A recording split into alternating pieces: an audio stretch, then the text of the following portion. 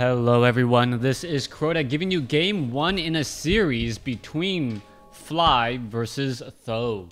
Th000 spawning as the white human player, or excuse me, the blue, actually let me go ahead and change this color, there you go. It is going to be the red human player on the top left hand side of the map. Meanwhile, on the bottom right we have Fly. Fly versus Th000. Two of the biggest names in WarCraft 3, as I do speed things up into 8 times speed, just because I've probably done so many introductions for these two outstanding players that there's not much more to be said. Now, on Twisted Meadows, we are going to be looking at an Archmage doing a Militia creep to clear out the Goblin Laboratory extremely quickly. Now, the fact that this is a full cross spawn is going to really limit the number of things that Fly can do. Now, taking a look down over here, he did pick up a Tome of Intelligence +2. On top of that, he also picked up a Robe of Magi. So what would normally be a very, very weak basic attack Archmage, now all of a sudden has an additional +8 damage. On top of that, he also has extra mana and mana regeneration, so that Archmage will be able to creep out relatively quickly and perhaps get to level 3. That Robe of Magi, one of the better items on that Archmage during the early portion of the game, as we're now looking at the Blade Master clearing out this Null Warden creep camp. Archmage coming in as well, going to be going after the Null Overseers. Let's go ahead and take a look. There goes a second Water Elemental Purge onto the Footman. Nicely done. And this requires a fair amount of micro. Now, you did see one Purge did end up getting placed down onto that Water Elemental there, preventing now Th000 from being able to clear out this creep camp in peace.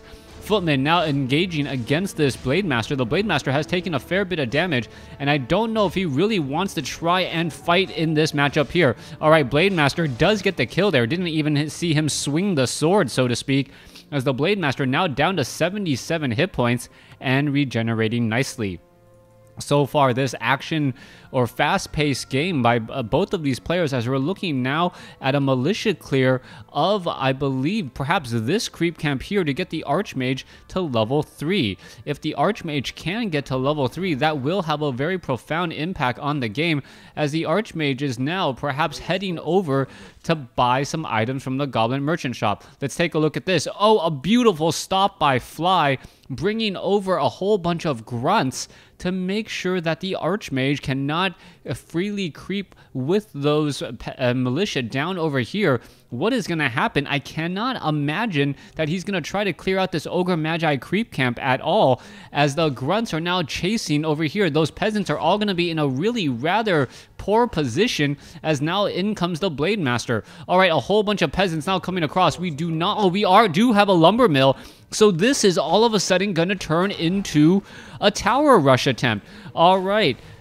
Really, Th000 coming in with a very different strategy or a different mindset. I have to believe he was not planning to tower his opponent, but the fact that the grunts came in here just set it up naturally. We're going to see a very fluid motion by Th000, who looked like he was going to be, perhaps, yes, he is going to be going for a tower attempt there. You can see that the Orc Burrow is placing down, or the Orc Burrow is throwing down these spears, and the Blade Master, or the positioning on that Scout Tower is just absolutely perfect, just outside of range.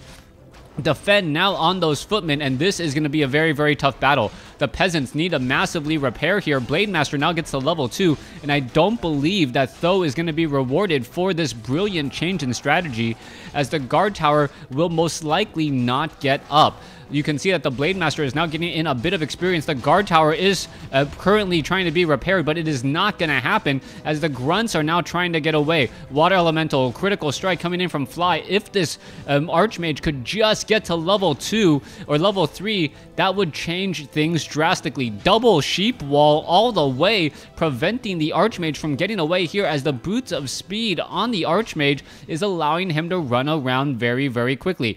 Alright, the Blade Master is still getting in some easy shots here. Another Water Elemental being dropped down. Speed Scroll now being used, as the Blade, or the Archmage may end up being forced to run all the way back home. Oh, wow. The Windwalk Strike, not enough damage there, as we're looking at the Footmen now rushing inside here to perhaps take down a couple of peasants. However, Fly is going to be coming back in strong with grunts and a Blade Master, so you can see a very, very drastic retreat there as the Archmage is hanging on to dear life as his Arcane Vault is still being constructed.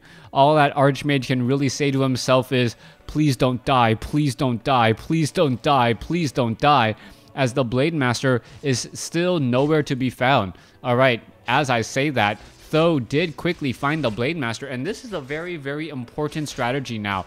As long as the footmen are occupying the Blade Master's time, that means that Archmage will be able to regenerate in peace. The problem right now, though, is that Blade Master, or that Archmage, still sub on life there, still sitting under 300, so he is not yet out of the woods yet. Meanwhile, the Blade Master is going to be getting to level 3, and he is already at tier 2 with the Shadow Hunter. So Th000 is actually in a very poor spot right now, as he needs to play a bit of catch-up. Blade Master picks up a Gloves of Haste, nice item on that Shadow Hunter. Meanwhile, Archmage finally up to 300 positive hit points as a Water Elemental is attempting to take down an Orc Burrow as it's being constructed. Archmage, however, runs into the Blade Master and gets transformed into a Hermit Crab as the Archmage tries to get away. Not gonna work out all that well. There we go. Kill steal by the Shadow Hunter. Blade Master did all the work, but hey, all of that gold goes to a common location anyways. Fly attempting to repair all of his Orc Burrows here.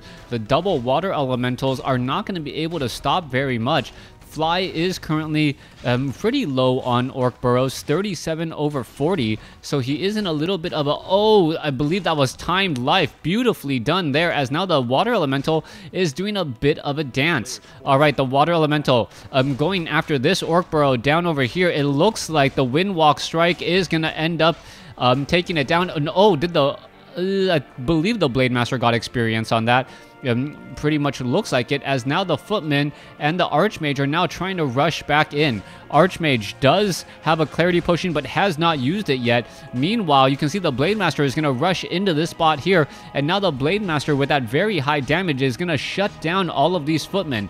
Without the casters, all of a sudden, the Archmage army looks rather weak. The Beastmaster is arriving to the party late.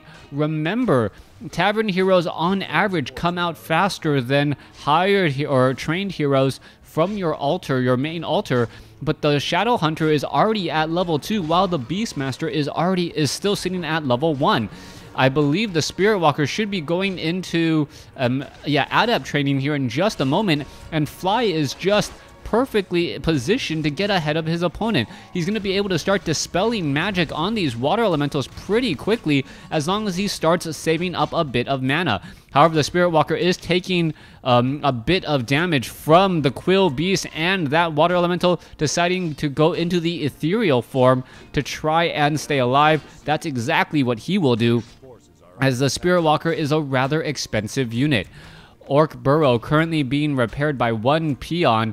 No one quite inside this Orc Burrow, as we're looking at the Beastmasters still doing a little bit of chasing.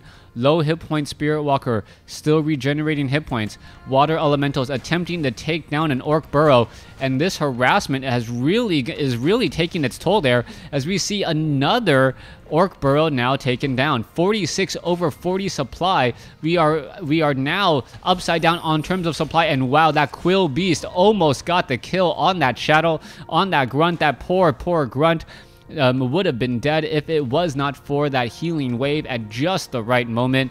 I believe a healing wave heals 125 mana on the first heal at level 1. I'll have to double check that, or you guys can double check that for me and tell me how wrong I am.